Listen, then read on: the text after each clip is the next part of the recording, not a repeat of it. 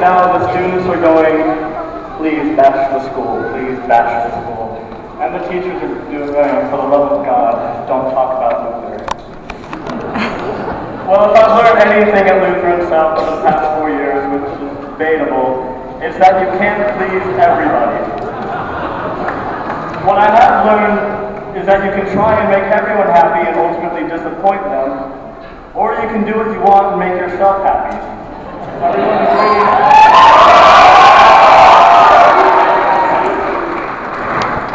Now it's come to my attention that after tonight it may be a very long time before we all see each other again. Honestly, over the past 4 years, we've come to love and respect each other very deeply, for the most part. I'm not quite ready to let go of that, and I guess as long as I keep talking, none of you can leave. So I'm just going to filibuster for as long as I can, and trust me, I have plenty of material.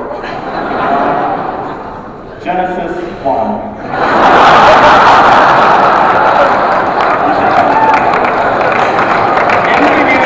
When God created the heavens and the earth, stop laughing at the Bible.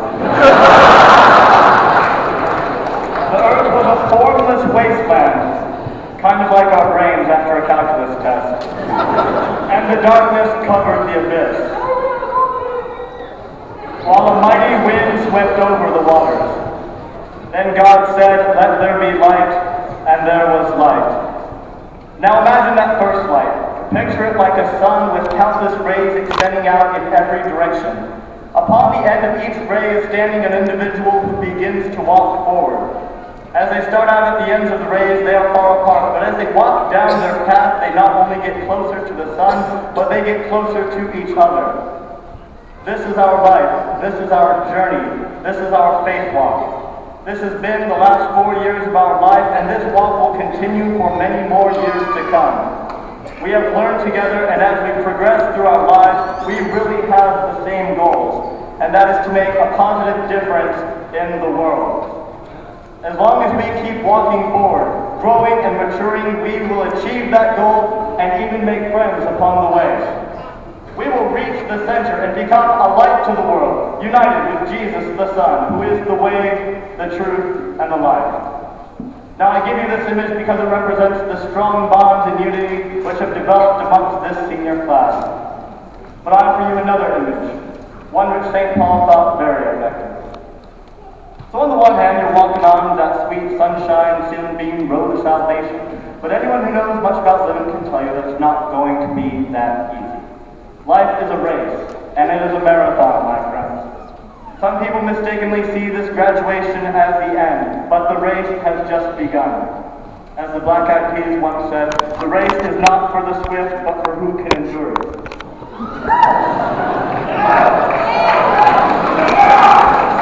In case you don't like the Black Eyed Peas, the Bible says it too in Ecclesiastes and Matthew. So we're running along. Some of us, others of us are walking, others crawling, and that's okay. They're putting forth that effort, they're going for that laurel, that glorious crown of victory. And they seek as much as anyone to make a difference in this world. Unfortunately, however, some people refuse to run. Some people quit. They see this stage in life as the finish line, and they stop and lay down at the first mile mark, forgetting that they've got another 25 to go. This is unacceptable. We live in an age of change, and this change is exponential. Pope Pius XI, pontiff during World War II, wrote, "Let us thank God that He has permitted us to live among the present problems, because it is no longer permitted for anyone to be mediocre." We are beset on all sides by all sorts of problems. War, unstable economies, moral degradation, and the like are just some of the affairs our generation will have to work through. And to make a difference, to cure the ails of this world, and to show our God to those who need Him most, we have to run that race, shine like the sun, and be forward-thinking. It is no longer permitted for us to be mediocre, and I say thank God for the present problems, for it is in trial that we will be strengthened. The problems of today and the problems of the future cannot be solved by the solutions of the past. We must work with a greater zeal to bring about positive change and end discrimination, abuse, war, ignorance, and poverty. We can no longer rely on our parents, politicians, professors, or priests. The future is in our own hands. We have come to a passing of the torch moment when we, the class of 2011, our whole generation, must step up and be leaders in a changing world and dominate in the areas our predecessors failed. We are no longer children, and we must create our own future. But I believe this can only be done with wholehearted cooperation from all and a genuine cry for reform. The slogan of Lutheran South Academy, perhaps more of a mission statement, is securing their future. I hope you'll pardon me when I say that I've always found that ironic. In reality, I don't believe any school has any power over any individual to secure their future. I believe that power rests within the will of the individual. That is not to say our teachers have no effect, but that the extent of their teaching, spiritually and temporally, is unequivocally contingent upon our disposition towards education and the Word of God. For example, no sports team's coach can guarantee success without an equal guarantee of commitment from the athlete. So it is the same way with us. At this point in the year, every year, adults take it upon themselves to brag on the graduating senior class. They say things like, they were great students, or they always gave their best effort.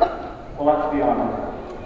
I cannot say the class of 2011 was a class of great students, because some of us were not. I cannot say the class of 2011 always gave their best effort, because in reality, we seldom did. I cannot even say that we as a class are a fine group of young adults, proficient in our studies, in love with our Creator Redeemer, and ready to tackle the world. In truth, some of us still don't know 8 times 7. Some of us reject the God who died for us, and some of us are more concerned with what to wear at our graduation party than we are with what we'll be doing for the rest of our lives. But that's the way it goes. The fact is that Lutheran South, we were given an opportunity. We were given the chance to learn, become educated, make great friends, prepare for college, and intimately know the God who made us. Whether we took advantage of these opportunities or not was completely up to us, and we will be responsible for our own decisions. That being said, we have gone through a lot together as a class, and our fellowship should speak volumes. We are imperfect, and we are sinners. We are the class of 2011, and our motto will remain, no regrets.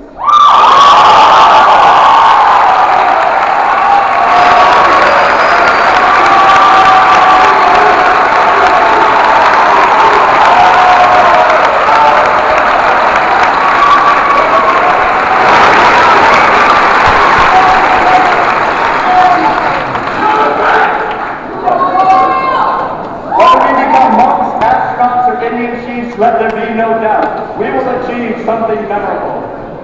Martin Luther once said, if the world was ending, I would plant a tree. Well, I think that's done. If the world was ending, I would call up some of my friends from the class of 2011, and we'd be sure to go out singing and having a great old time like we did the last 4 years. We might even start another food fight, who knows?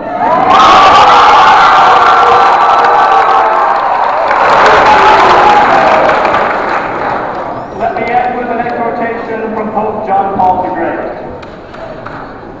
Dear young people, do not be content with anything less than the highest ideals. Do not let yourselves be dispirited by those who are disillusioned with life and have grown deaf to the deepest and most authentic desires of the heart. The time has come to repropose wholeheartedly to everyone this high standard of ordinary Christian living. Refuse to sell your dreams cheaply. Watch out for the dangerous ways that lead to passing joys and satisfactions. Deepen your relationship with God through prayer. Prayer spreads divine energy. It makes us live in a new way and gives rise to a revolutionary evangelical style.